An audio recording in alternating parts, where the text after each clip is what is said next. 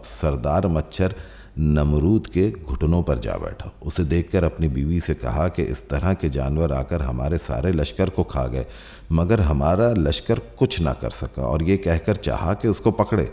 اتنے میں وہ مچھر نمرود کی ناک میں جا گھسا اور دماغ میں جا کر اس کا مغز کھانے لگا۔ نمرود اس عذاب میں گرفتار ہوا اور اس کا کچھ علاج نہ کر سکا۔ 40 دن رات اسی پریشانی میں گزرے۔ جب اس کے نوکر اس کے سر پر لکڑی یا جوتے مارتے تو اس چوٹ سے مچھر دماغ میں کچھ دیر کے لیے دم لیتا، پھر نمرود کو معمولی سا چین آتا۔ جس گھڑی وہ مچھر اس کی ناک سے نکل کر چلا گیا وہ وہیں مر گیا۔ ایک روایت کے مطابق ڈنڈے لگانے والے نوکر نے ایک دن غصے میں آ کر ایک ڈنڈا اس زور سے مارا کہ اس کا سر 2 ٹکڑے ہو گیا اور نمرود کا پورا بھیجا نکل پڑا، اور اس حالت میں اس کی جان نکل گئی۔ وہ مچھر مغز کھا کر کافی بڑا ہو گیا، سر کے پھٹنے سے باہر نکل آیا اور پھر چلا گیا۔ یہ بھی ایک روایت ہے۔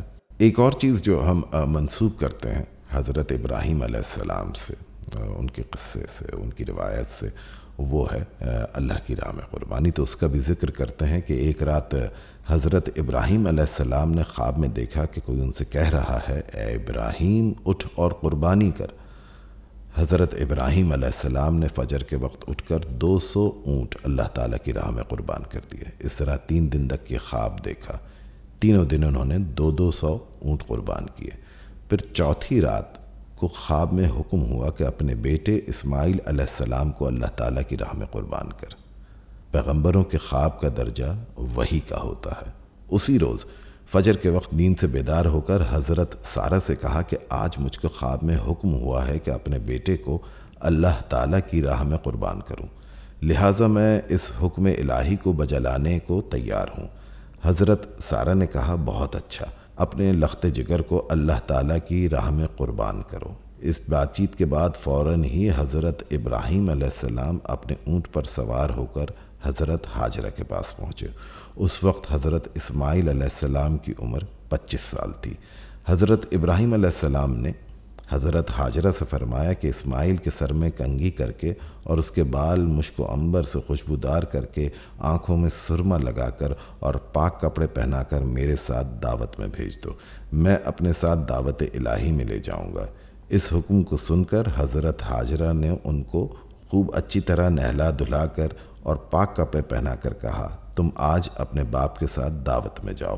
حضرت ابراہیم علیہ السلام نے ایک تیز دھار والی چھری اپنے کرتے کی آستین میں چھپا لی اور بی بی ہاجرہ کے سامنے سے نکل آئے، اور حضرت اسماعیل علیہ السلام اپنے باپ کے پیچھے پیچھے چلنے لگے۔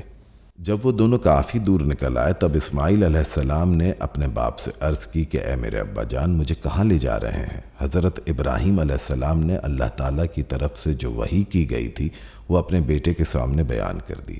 اے میرے بیٹے، میں نے خواب میں دیکھا ہے کہ میں تجھ کو اللہ تعالیٰ کے راستے میں ذبح کر رہا ہوں۔ یہ سن کر حضرت اسماعیل علیہ السلام نے اپنے باپ سے عرض کی، اے میرے ابا جان، یہ میرے واسطے بڑی سعادت ہے، میں بخوشی راضی ہوں جس میں میرا اللہ تعالیٰ راضی ہے۔ آپ کر ڈالیے جو کچھ آپ کو اللہ تعالیٰ کی طرف سے حکم ہوا ہے، آپ انشاءاللہ مجھے صبر کرنے والوں میں پائیں گے اور میں اللہ تعالیٰ کا نافرمان نہیں ہوں۔ بعد ازاں حضرت ابراہیم علیہ السلام اور اسماعیل علیہ السلام اس جگہ جا پہنچے جس کو اب منی کہتے ہیں، اور جہاں جا کر حاجی اپنے جانوروں کی قربانی کرتے ہیں۔ جب دونوں حکم الہی پر راضی ہو گئے تو حضرت ابراہیم علیہ السلام نے اپنے بیٹے کو زمین پر ماتھے کے بل گرایا تاکہ بیٹے کا چہرہ سامنے نظر نہ آئے اور محبت جوش نہ مارے اور حکم الہی میں کوتاہی نہ ہو۔ حضرت ابراہیم علیہ السلام نے اپنے کرتے کی آستین سے چھری اور رسی نکال کر حضرت اسماعیل علیہ السلام کے ہاتھ پاؤں خوب اچھی طرح باندھ دیے۔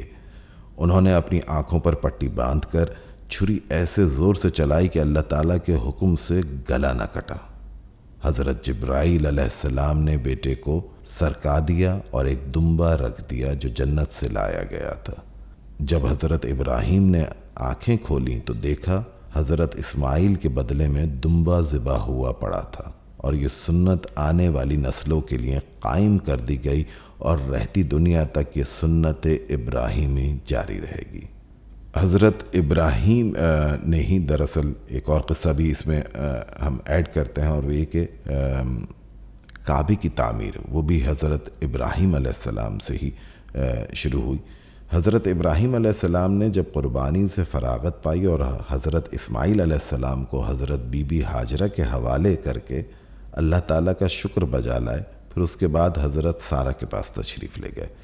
چند روز ہی گزرے تھے کہ حضرت جبرائیل علیہ السلام تشریف لائے اور حضرت ابراہیم علیہ السلام سے کہنے لگے، اللہ تعالیٰ نے فرمایا ہے کہ اس سرزمین میں اللہ تعالیٰ کے واسطے خانہ کعبہ بناؤ تاکہ مخلوق کو زیادہ سے زیادہ فائدہ پہنچ سکے۔ حضرت ابراہیم علیہ السلام حضرت جبرائیل علیہ السلام کی یہ بات سن کر کہنے لگے کہ یہ خانہ کعبہ کہاں بناؤں؟ فوراً ہی اللہ تعالیٰ کا حکم نازل ہوا کہ اے ابراہیم اونٹ پر سوار ہو جاؤ، تو میرے حکم سے ایک بادل آئے گا، اس کے ساتھ ساتھ چلتے رہنا، اور جہاں وہ ٹھہر جائے اس کا سایہ جہاں تک پڑے وہاں تک نشان لگا کر کعبے کی بنیاد ڈال دینا۔ چنانچہ بحکم الہی ایسا ہی ہوا۔ حضرت ابراہیم علیہ السلام نے بارگاہ رب العزت میں عرض کی کہ مالک، اس کے واسطے پتھر کہاں سے لاؤں تاکہ اس خانہ کعبہ کی تعمیر شروع کی جائے؟ اللہ تعالیٰ کی جانب سے حکم ہوا، اے ابراہیم، جس پتھر کی تم کو ضرورت محسوس ہو رہی ہے وہ پتھر تم کو 5 پہاڑوں سے مل سکیں گے، یعنی کوہ لبنان، ہرا، ابو قبیس، کوہ صفا و مروہ۔ حضرت جبرائیل علیہ السلام ان 5 پہاڑوں سے پتھر لاتے تھے اور حضرت ابراہیم خانہ کعبہ بناتے جاتے تھے، اور اس کی تعمیر کے کاموں میں حضرت اسماعیل علیہ السلام بھی مدد کرتے تھے۔ پھر ارشاد ہوا، اے ابراہیم، لوگوں کو بلاؤ کہ وہ حج کے واسطے آئیں۔ حضرت ابراہیم علیہ السلام نے ایک پہاڑ پر چڑھ کر پکارا، اے لوگوں، تم پر اللہ تعالیٰ نے حج فرض کیا ہے، اس لیے حج کو آؤ، لہٰذا ہر شخص کو یہاں حج کے لیے آنا ضروری ہے۔ ایک دن آپ علیہ السلام نے خواہش ظاہر کی کہ اے الہی، تو مردے کو کس طرح زندہ کرتا ہے؟ اگر یہ چیز تو مجھ کو آنکھوں سے دکھا دے تو بہت ہی اچھا ہو۔ اللہ تعالیٰ نے فرمایا، تم 4 اڑنے والے جانور پکڑ لو، پھر انہیں مانوس کر کے اپنے پاس بلا لو، پھر ان کے ٹکڑے کر ڈالو اور ان ٹکڑوں کو مختلف پہاڑوں پر ڈال دو، اور پھر تم ان کو بلاؤ۔ تمہاری آواز پر اپنے جسم کی طرف ہر ٹکڑا آئے گا اور وہ میرے حکم سے اپنی پہلی والی حالت پر آ جائیں گے اور وہ سب کے سب زندہ ہو جائیں گے۔ بحکم الہی حضرت ابراہیم علیہ السلام جانور لائے۔ ایک ان میں مور تھا، دوسرا مرغ، تیسرا کوا اور چوتھا کبوتر۔ انہوں نے ان کو اپنے پاس بلایا اور اچھی طرح سے اپنے سے ہلایا۔ جب ان کو اطمینان ہو گیا کہ یہ ان سے اچھی طرح مانوس ہو چکے ہیں اور ان کو پہچان بھی لیا ہے تاکہ بھول بھی نہ ہونے پائے، پھر ایک دن ان سب کو ذبح کر ڈالا اور ان کی تقسیم اس طرح کی کہ ایک پہاڑ پر ان 4 کے سر رکھے، دوسرے پر پاؤں، تیسرے پر دھڑ اور چوتھے پر ان کے تمام پروں کو رکھا، اور اپنے دل میں اطمینان کر لیا کہ مالک قدوس کی قدرت کے مناظر دیکھیں گے۔ پھر انہوں نے درمیان میں کھڑے ہو کر ایک جانور کو پکارا تو اس کا سر اٹھ کر ہوا میں کھڑا ہوا، اور پھر کچھ دیر میں دھڑ اس سے آ کر ملا، پھر پاؤں ملے اور آخر میں پر آ کر مل گئے۔ جب وہ اپنی پہلی حالت میں ہو گیا تو وہ دوڑتا چلا آیا۔ اسی طرح 4 جانور باری باری درست ہوتے گئے اور اپنے اپنے اعضاء سے مل کر صحیح سالم اپنی اصل حالت پر اڑتے ہوئے حاضر ہو گئے۔ حضرت ابراہیم علیہ السلام اب اولاد کی طرف سے مایوس تھے، اور اس وقت ان کی عمر 90 برس کی تھی۔ اب تک حضرت سارہ سے کوئی بیٹا نہیں ہوا، تو وہ مایوس ہو کر گائے کے بچھڑے کو سونے کا گلوبند پہنا کر اس کی پرورش کرنے لگی۔ پھر حضرت ابراہیم علیہ السلام کو حکم ہوا، اے ابراہیم، تو نے اسماعیل کو جس طرح خدا کی راہ میں دیا ویسا ہی اپنا تمام مال و متاع بھی دے تو میرا زیادہ خالص و مخلص بندہ ہوگا۔ پھر حضرت ابراہیم علیہ السلام نے اپنا تمام مال و متاع فقیروں کو لٹا دیا۔ حضرت ابراہیم علیہ السلام نے تہیہ کیا ہوا تھا کہ کھانا مہمان کے ساتھ کھائیں گے ورنہ نہیں کھائیں گے، اور آج 7 دن ہوئے تھے کہ کچھ نہیں کھایا تھا۔ اللہ تعالیٰ کے حکم سے 12 افراد جوان اور نیک غلاموں کی مثل حضرت ابراہیم علیہ السلام کے پاس آئے، جن کے ہاتھ پکڑ کر حضرت ابراہیم علیہ السلام اپنے گھر لے گئے۔ حضرت ابراہیم علیہ السلام نے فرمایا، اے سارہ، 7 دن بعد آج مہمان آئے ہیں، جو چیز تم سب سے زیادہ عزیز رکھتی ہو وہی چیز لے آؤ۔